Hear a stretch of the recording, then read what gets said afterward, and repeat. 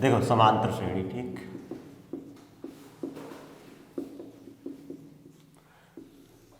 समांतर श्रेणी को अपन लोग एरिथमेटिक प्रोग्रेशन भी कहते हैं। प्रोग्रेशन, समांतर श्रेणी का मतलब श्रेणी, और समांतर मतलब जो चलती जाए। समांतर के हम मतलब है कि समान अंतर, जैसे दो पदों के बीच में, जैसे अपन ने संख्या लिखी, मान लो 2 लिखा, फिर लिखा 3, फिर 5, सॉरी मान लो अपन ने 2 लिखा, 5 लिखा, ठीक है, फिर 8 लिखा, फिर 11, 14, ऐसे 17 चलता जा रहा है ना। एक श्रेणी है, लाइन से चल रही, कितने कितने का अंतर चल रहा है, हर इसमें कितने का अंतर है, 3 का, इन दोनों में कितने का अंतर है, 3 का, इन दोनों में 3 का, और इन दोनों में, है ना, श्रेणी है। और ऐसी कोई भी नंबर हो सकता है, हो सकता हो यहाँ पे -2 रहा हो, फिर यहाँ पे 0, फिर 2, फिर 4, फिर 6, फिर 8, फिर 10। समझ रहे क्या हो रहा है, इसमें 2 जुड़ता जा रहा है, इसमें 2 जुड़ा तो 0 हो गया, इसमें 2 जुड़ेगा तो 2 आएगा, इसमें 2 जुड़ेगा तो 4, इसमें 2 जुड़ेगा तो 6, 2 का अंतर है ना। ऐसे ही इनको अपन बोलते हैं श्रेणी। ऐसे ही हो सकता है 10, 20, हो सकता है 10, 20, 30, 40, ऐसे ही 50 चलता जाएगा। तो ये सब क्या है, श्रेणियाँ हैं, श्रेणी बोलते हैं इनको। इसको बोले समांतर श्रेणी, मतलब इनके बीच का अंतर और इनके बीच का अंतर समान है। कितने कितने का अंतर है, यहाँ पे 3 का अंतर है। इसी यहाँ पे कितने कितने का अंतर है, 2 और 2 का अंतर है। यहाँ पर कितने कितने का अंतर है, 10 का, है ना। तो ये कहलाती समांतर श्रेणी। इसको अपन शॉर्ट में एपी कहते हैं। अर्थमेटिक प्रोग्रेशन है ना, तो इसको एपी कह देते हैं। तो भाई बुक में भी कई जगह एपी ही लिखा होगा। एपी का मतलब होता है अर्थमेटिक प्रोग्रेशन या समांतर श्रेणी। समझ गए। तो समांतर श्रेणी में क्या होता है, 2 चीजें होती हैं, मतलब ये तो ठीक है। अच्छा, सबसे पहला चीज ये कि सभी पदों में अंतर समान होता है। अगर अंतर समान नहीं है, जैसे ये तीनों क्या है, ये तीनों समांतर श्रेणियां हैं कि नहीं, ये समांतर श्रेणी है। लेकिन मान लो मैं यहाँ पे एक एग्जांपल लिख दूँ, जैसे यही लिखा अपन ने 3, 5, 9,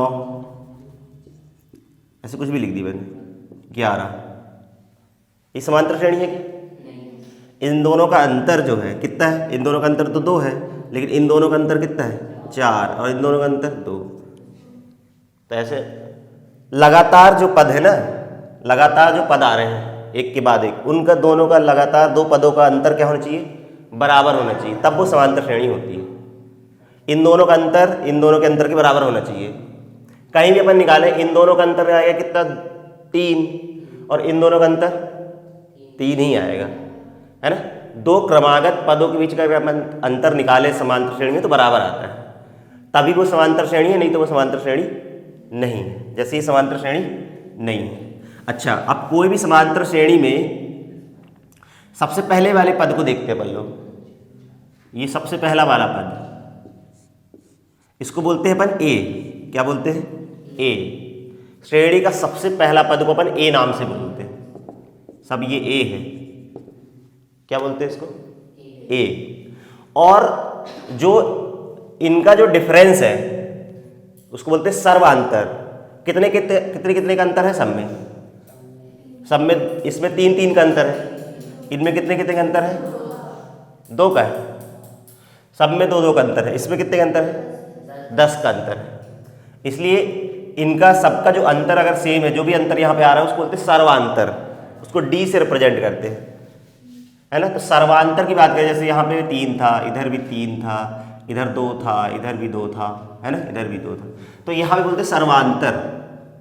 समांतर श्रेणी है तो सर्वांतर। यहाँ पे सर्वांतर कितना है, सर्वांतर को हम लोग डी से रिप्रेजेंट करते हैं। कॉमन डिफरेंस बोलते हैं इसको सर्वांतर, मतलब सभी में एक जैसा अंतर हो। क्या अंतर है इससे, 3 का, तो सर्वांतर हो गया 3। यहाँ पे सर्वांतर कितना है, 2 का है, तो यहाँ पे डी की वैल्यू कितनी है 2, यहाँ पे डी की वैल्यू कितनी है 10, क्योंकि 10-10 का अंतर चल रहा है। बात समझ आई? तो पहली चीज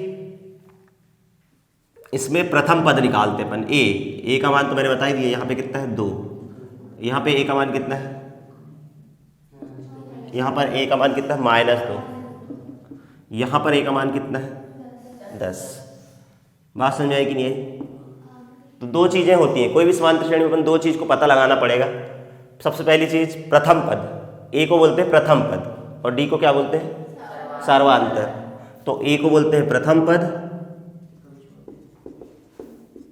ठीक है, फर्स्ट टर्म बोलते हैं इसको,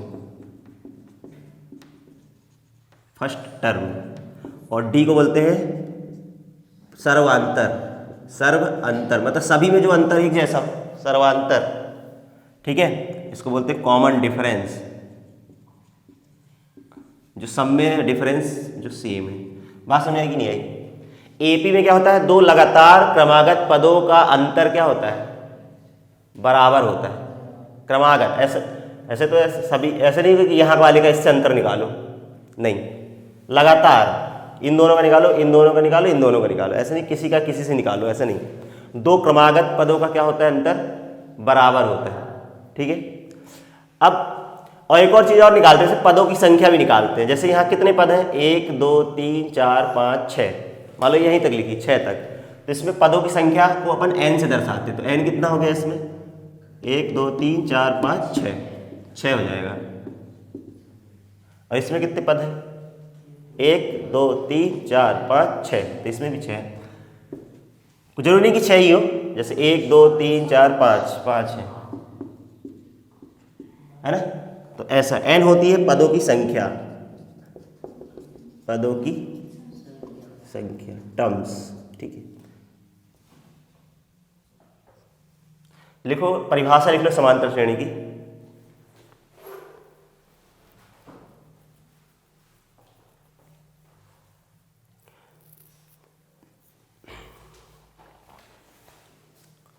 लिखो वह श्रेणी जिसके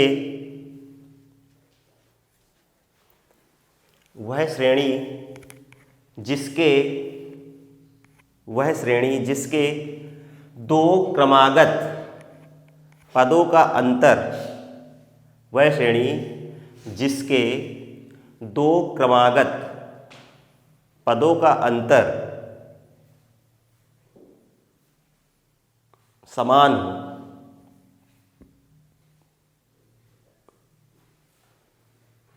समांतर श्रेणी कहलाता है या कहलाती है।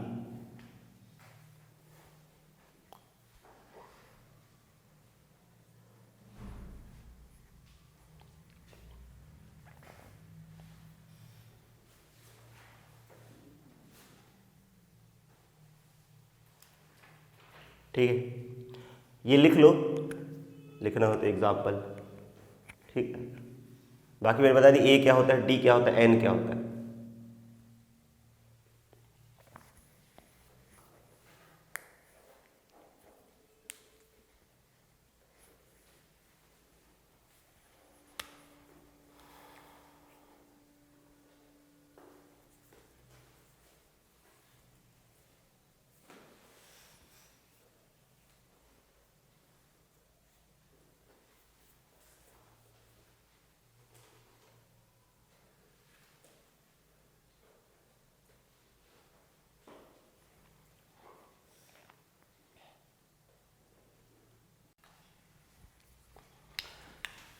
कोई भी समांतर श्रेणी को अपन लोग ऐसे लिखते हैं। समांतर श्रेणी को अपन लोग जनरली एपी को अपन ऐसे लिखते हैं। पहला पद ए, उसमें अगला पद होगा ए प्लस डी, उसमें डी डी जुड़ता जाएगा। अगला पद कितना होगा, इसमें डी जब जुड़ेगा 2d हो जाएगा, है ना। ये ए प्लस 3d चौथा पद है। देखो पहला पद A1, इसको A1 बोल रहे हैं तो वो तो A ही है। A2 मतलब दूसरा पद, ये A2 है दूसरा पद। A2 क्या है एक्चुअली में, इसको पहले लिखेंगे A plus 2 minus 1 into D. Actually इधर क्या है पता है, यहाँ पे 1 माइनस 1 इंटू डी है। 1 माइनस 1 जीरो ही कहलाता है, लिखा जा सकता है कि नहीं? मतलब अपन इसको देखो तो अपन ए को ऐसे लिख सकते हैं 1 माइनस 1 इंटू डी। इसको अपन क्या लिखे हैं, ए तो ए रहेगा, इधर लिखेंगे 2 माइनस 1 इंटू डी। अगर यहाँ 2 है तो क्या रहेगा इधर ए प्लस 2 माइनस 1 इंटू डी। अगर यहाँ 3 रहेगा, 3 मतलब ये वाला है, तीसरा पद है, पहला पद ये दूसरा पद और ये तीसरा पद, तो ये क्या है ए प्लस, आप समझ गए होगे, इसमें क्या करेंगे 3 माइनस 1 इंटू डी। नहीं बात समझ आ रही? अगर यहाँ 3 है तो 3 माइनस 1 इंटू डी है। ऐसे तो अगर यहाँ 4 होता तो क्या होता, अगर यहाँ ये चौथा पद है तो कितना होता है ए प्लस 4 माइनस 1 इंटू डी। बात समझ आ रही? तो ये हो गया, देखो पहला पद, ये दूसरा पद, ये तीसरा, ये चौथा पद। ऐसे अपन इसको किसी भी लिए लगा सकते हो, 100 पद के लिए भी लगा सकते हो। अगर यहाँ 100 होता तो क्या होता इधर में, यहाँ मान लो 100 होता इधर, तो इधर आता है 100 माइनस 1, नहीं आता। और मान लो इधर n होता तो, अगर यहाँ n होता तो इधर n माइनस 1 हो जाता है। जो चीज़ इधर है वही इधर है, उसमें से एक कम है। तो अगर यहाँ पे n होता, nवा पद, इसको बोलते हैं nवा पद। क्या बोलते हैं? जैसे ये प्रथम पद है, ये द्वितीय पद, तृतीय, चतुर्थ, तो ये nवा पद जो भी हो, जैसे चौथा पद है, तो यहाँ a प्लस क्या लिखेंगे n माइनस 1 इंटू डी। यही फार्मूला तुम्हारी बुक में दिया हुआ है nवा पद का। बात समझ आई? ये सूत्र यहाँ से है nवा पद। तो समांतर श्रेणी का, इसको अपन याद कर लेंगे अब, समांतर श्रेणी का nवा पद, nवा पद, इसको अपन an से रिप्रेजेंट करते हैं। an बराबर क्या होता है, ये फार्मूला है a plus n minus 1 into D. जहां पर a क्या है पहले बता दिया, a क्या है प्रथम पद, d क्या है सर्वांतर, n क्या है पदों की संख्या। समझ गए? इसमें रख दोगे कोई पद। अब जैसे कोई भी श्रेणी तुमको दी होगी, अपन उसका कोई भी पद निकाल सकते हैं। ठीक है, इसको नोट करो।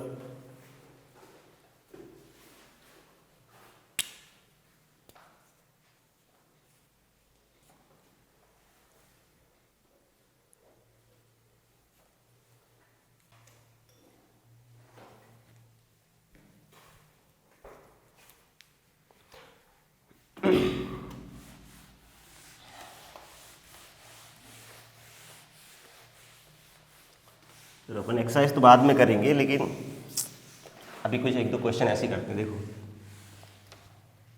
जैसे अब तुम लोगों को क्या मिलेगा, प्रथम पद मिल जाए। मान लो पद दिया है 4, एक श्रेणी का प्रथम पद 4 दिया है, और डी दिया है मान लो 3 दिया है। बोला इस श्रेणी के प्रथम 4 पद लिखो, क्या आएंगे? एक श्रेणी दिया है, एक श्रेणी का प्रथम पद दिया है, एपी का प्रथम पद दिया है। एपी का प्रथम पद ये एपी है, एपी का प्रथम पद दिया है 4 और सर्वांतर कितना दिया 3। बोलता है कि श्रेणी के एपी के 4 पद लिखो, तो क्या पहला पद क्या होगा? पहला तो 4 ही होगा, मतलब A1 तो हो गया अपना, ए के बराबर ही होगा 4, ये प्रथम पद हो गया। A2 होता है क्या A प्लस डी, उसमें डी और जोड़ देंगे, इसमें डी जुड़ जाएगा, तो 4 में कितना जुड़ जाएगा 3, कितना हो जाएगा 7 हो जाएगा। यही हुआ ना। A3 निकालना है, तो A3 क्या होता है A प्लस 2D होता है। यहाँ रखेंगे ना अपन, अगर इससे भी कर सकते हैं अपन, यहाँ रखेंगे 3 माइनस 1, यहाँ पे 2 हो जाएगा 2D, है ना। तो A या तो अपन ऐसा ही कर सकते हैं, इसमें 3 जोड़ दें, इसमें 3 जोड़ दो, या तो डायरेक्ट यहाँ से निकालो। A की वैल्यू 4, 2 इंटू डी कितना है 3, कितना हो जाएगा ये 3 दूनी 6, 10 ही आए। चाहे अपन लगातार इनमें 3 जोड़ते जाए, है ना, 3 A4 निकालना है। A4 कितना आएगा A प्लस 3D, उसमें से एक कम, कितना आएगा यहाँ पे 4 + 3 × 3 कितना आएगा ये 4 + 9 13 आ रहा। तो ये निकाल लिया, प्रथम 4 पद निकाल लिए ये। ऐसे ही मान लो एक AP दिया है, उसका प्रथम पद दिया है मान लो -8 दिया है, और D जो दिया है वो दिया है मान लो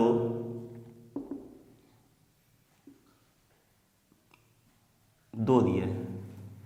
अब बताओ कैसे निकालेंगे, इसके 4 पद निकालना, प्रथम 4 पद,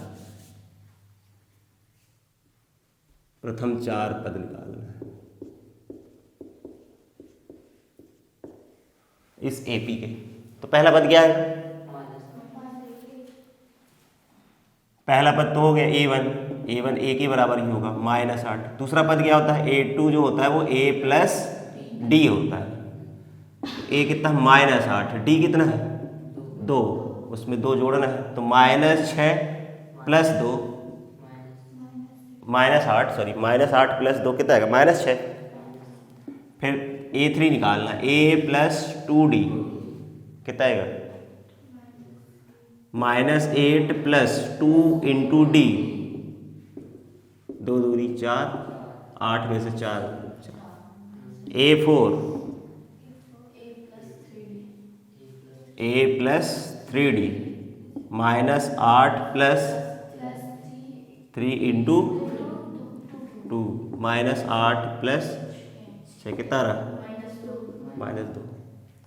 एक्चुअली में देखो अगर अच्छा में देखो -8 आएगा पहले, AP जो बन रही है अपनी वो AP ये बन रही है -8, फिर उसमें 2 जुड़ जाएगा तो -6, फिर उसमें 2 जुड़ेगा तो फिर 2 जुड़ेगा तो बढ़ रही कि घट रही, बढ़ती जा रही है ना, 2 2 अपन इस तरफ जा रहे हैं मतलब बढ़ रहा है। इसी तरह यहाँ पे AP क्या थी, यहाँ पे जो अपनी AP थी वो थी 4 7 10 13। अब तो बिना उसके भी निकाल सकते, लेकिन अगर एग्जाम में क्वेश्चन के हिसाब से देखना पड़ेगा, एक लाइन का है तो एक लाइन में कर देना, मतलब 1 नंबर का है तो ऐसे कर देना, 2 नंबर का है 3 नंबर का है तो ऐसे बता देना उसको करके, समझ गए। इसको नोट करो, फिर तुम लोग 1 2 क्वेश्चन करो, मैं देता हूँ। क्या नोट करोगे तुम लोग, इसको रहने दो, मैं क्वेश्चन देता हूँ उनको करो तुम लोग, इसको क्या करना है ना। चलो तुम लोग इसके निकालो, AP फाइंड करो जिसका A बराबर है -3 और D बराबर है 3 और AP A की वैल्यू है 5 और D की वैल्यू है 4। इनके पहले 5 पद निकालना है। चलो पहले 5 पद ज्ञात करो।